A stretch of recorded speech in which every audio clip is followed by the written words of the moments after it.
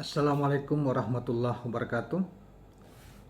Kawan-kawan sekalian, kembali kita berjumpa di Jejak Semesta 65 Channel.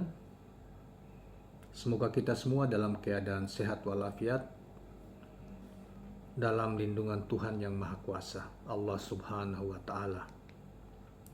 Kawan-kawan, ada satu berita yang menarik hari ini, dimuat di KBA News, portal KBA News di Twitter. Seorang ex tahanan politik Orde Baru mengatakan bahwa judulnya ya, Anies akan menang di Pilpres 2024. Penggiringan opini lembaga survei bakal meleset lagi. Nah, saudara sekalian, kita langsung bacakan pernyataan yang bersangkutan yang kemudian diberitakan di di portal KBA News Twitter hari ini, tanggal 25 Desember 2022. Pengamat politik dan pegiat demokrasi Salim Hutajutu.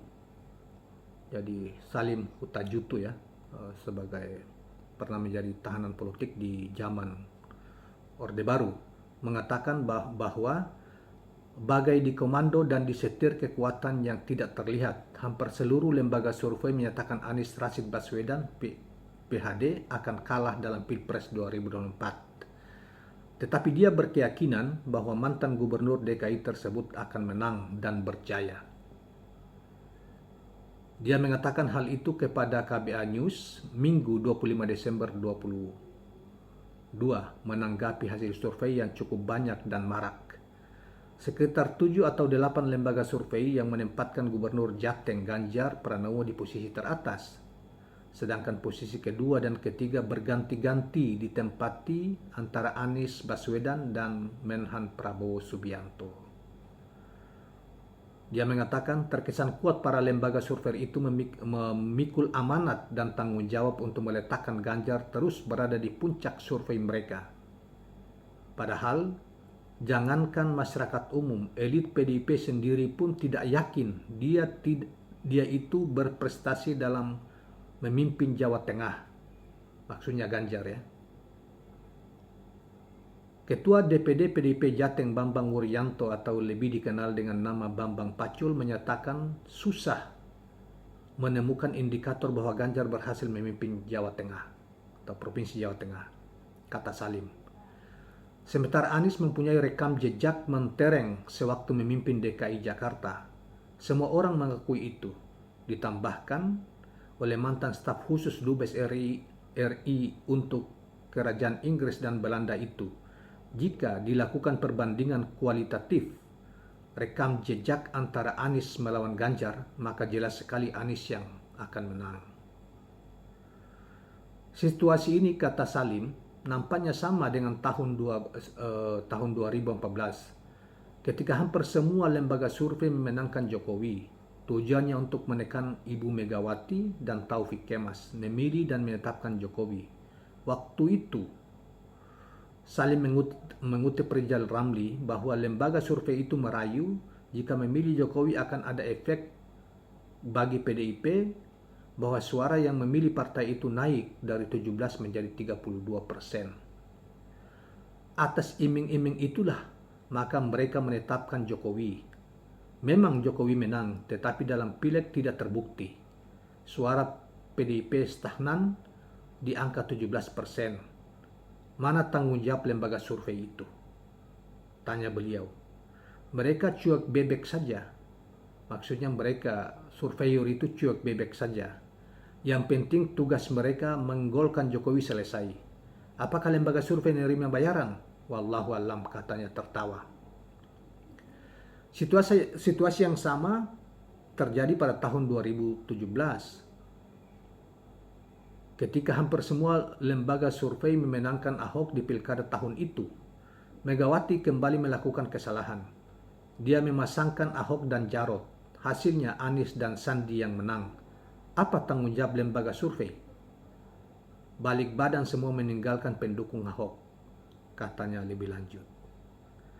Oleh karena itu, dia yakin sekali jika Pilpres berlangsung jujur tanpa rekayasa dan kecurangan, Anies akan memenangkan pertarungan. Rekam jejak Anies begitu hebat dan kuat untuk membuat rakyat memilihnya. Tidak ada satupun capres yang diperkirakan akan muncul mempunyai rekam jejak seperti Anies. Karena itu, rejim panik dan melakukan berbagai cara untuk menjegalnya, kata mantan tahanan politik Orde Baru yang ditangkap karena dituduh terlibat peristiwa Malari tahun 1974 tersebut menutup uraiannya. Saudara sekalian, itu keyakinan dari seorang yang kini menjadi pengamat.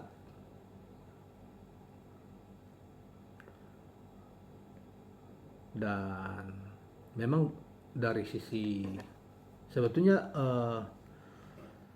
dilihat dari berbagai lembaga-lembaga survei yang lain, malah sebetulnya sudah di luar lembaga survei yang dipelihara dalam arti tanda kutip yang selama ini dipelihara sejak dari tahun 2014 sampai 2019 kemarin dan sampai sekarang, dan terakhir mereka semuanya lembaga-lembaga survei yang seperti LSI-nya, Denny JA, kemudian MSRC-nya siapa itu, kemudian ada apalagi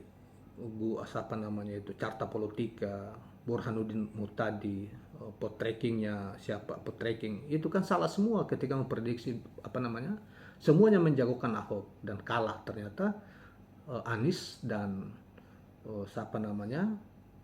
Sandiaga Uno menang telak di Pilkada DKI dan menggulung Ahok yang tadinya mereka mensponsori dan mengatakan bahwa Ahok akan menang itu. Nah, saudara sekalian, sebetulnya untuk Ganjar ya, banyak juga lembaga survei yang sudah mengatakan Ganjar sudah di bawah, sudah dikalahkan oleh Anies ya. Kemudian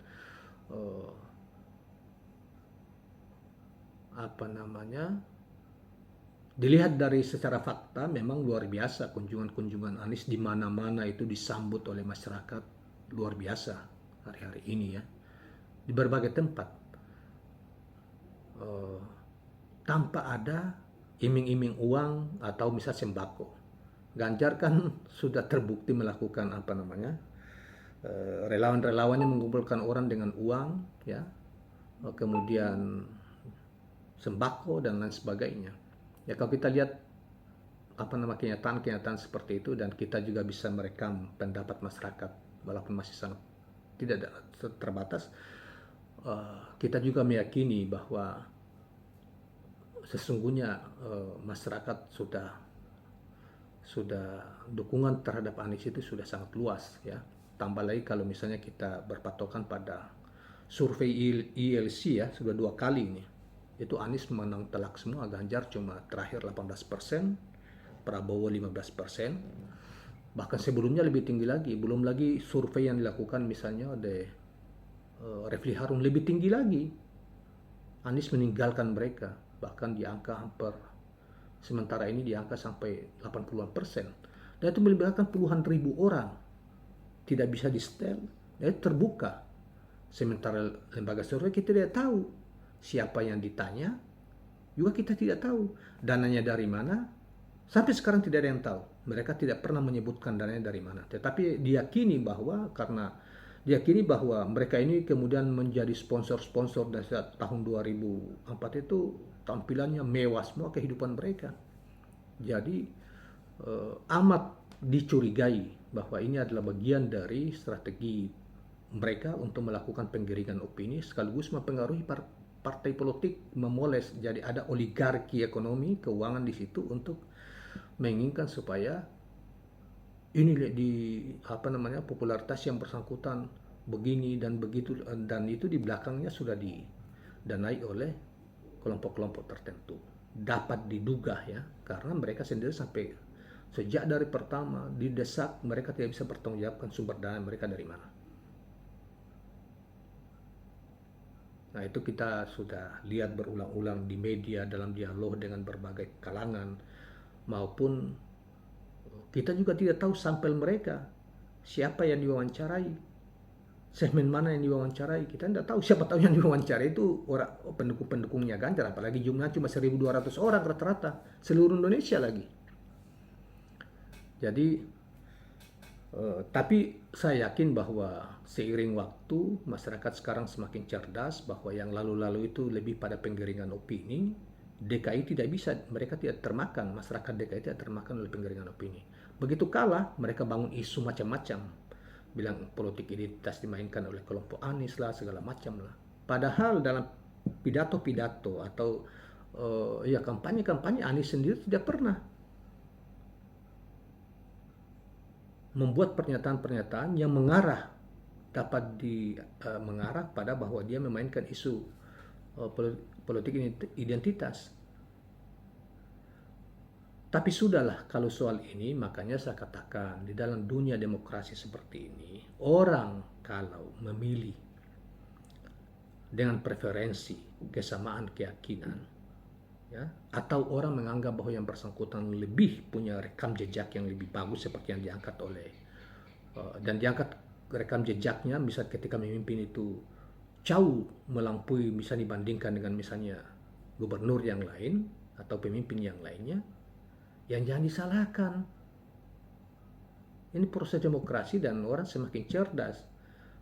Hari-hari ini kita hidup dengan media teknologi informasi yang begini menjangkau hampir seluruh lapisan rakyat Indonesia, dan setiap saat mereka nonton, belum lagi media televisi dan lain sebagainya. Karena itu saya sependapat dengan apa yang dikatakan oleh pengamat tadi, apalagi saudara sekalian ya, 2-3 hari terakhir ini kan sudah mulai terbongkar semua tentang rencana-rencana, kalau itu benar ya, rencana-rencana busuk dari upaya dari penyelenggara ya. Tentunya ini masih harus dibuktikan dari pernyataan dari seorang ketua partai yaitu Ibu Hasna ini, itu yang kita juga sudah buatkan videonya.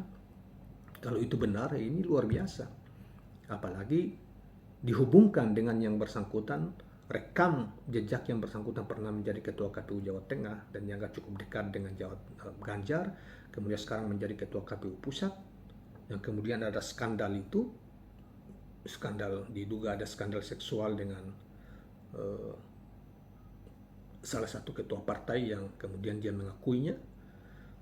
Nah, yang kemudian dicoba dikonstruksi bahwa nanti pada pemilu yang akan datang didesain, lembaga penyelenggaranya akan mendesain supaya pemenangnya adalah menyiapkan presidennya akan dijadikan adalah Ganjar Pranowo dan wakilnya Erick Thohir. Ini kan skandal yang sebetulnya terbuka sekarang ini di media sosial, ramai, di mana-mana udah ramai. Jadi Allah Maha Kuasa. Anda sembunyikan kebusukan suatu ketika akan mencari jalannya sendiri, atau kebenaran akan mencari jalannya sendiri, sehingga semua orang. Mungkin yang pertama pernah dilakukan, mungkin sukses. Tetapi berikutnya dan berikutnya lagi pasti terbuka, pasti terbongkar. Mungkin juga melalui mulut manusia, tetapi itu juga Tuhan ciptakan sebab-sebab untuk bisa terbuka rencana busuk yang dilakukan mungkin pada waktu-waktu yang lalu dan dicoba untuk dilakukan di kemudian hari. Tetapi hal itu belum dilakukan, semuanya sudah terbuka dan diketahui oleh masyarakat umum. Saya kira kawan-kawan sekalian, itulah tambahan kita dan mudah-mudahan bermanfaat. Jangan lupa subscribe, like, dan share channel ini. Assalamualaikum warahmatullahi wabarakatuh.